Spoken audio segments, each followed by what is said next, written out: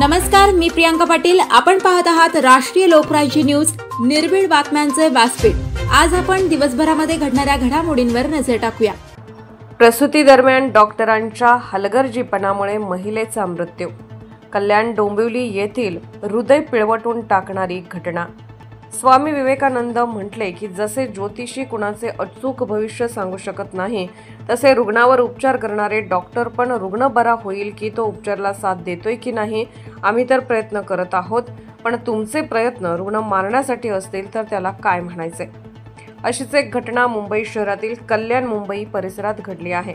एक महिला प्रसूतीसाठी जाते काय आणि तिचा अवघ्या काही तासात मृत्यू देखील होतोय। प्रशासनाने या गोष्टीची दखल घ्यावी ही विनंती आहे।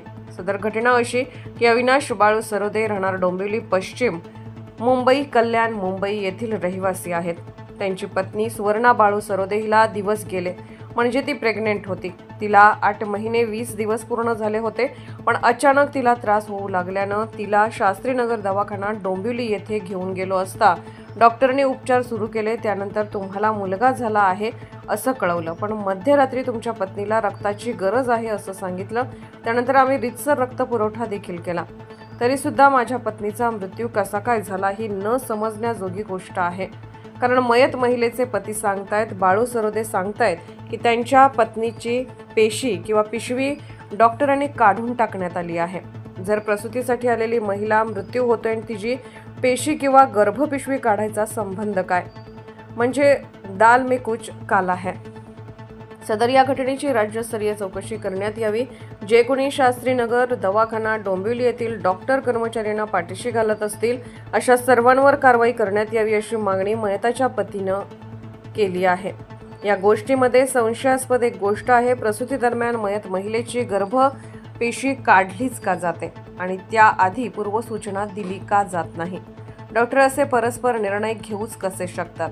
या अशा डॉक्टरांच्या हलगर्जीपणा लपवण्यामुळे एका निष्पाप जीवाचा त्यांनी बळी दिला आहे। पण त्या दवाखान्यातील संबंधित अधिकारी कर्मचारी अशा सर्वांवर कायदेशीर गुन्हा दाखल करण्यात यावा अशी मागणी बाळू सरोदे यांनी केली असून त्यांनी आमरण उपोषण व मंत्रालयात जाऊन आत्महत्या करण्याचा इशारा दिला आहे। कारण सरोदे कुटुंब हे मोलमजुरी करणारे आहे, जे मिळते ते खायचे अशा गरिबीवर अन्याय होतो हे खेदजनक आहे।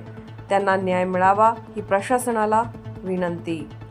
नेवासा तालुका प्रतिनिधी रोहित गवडीसर।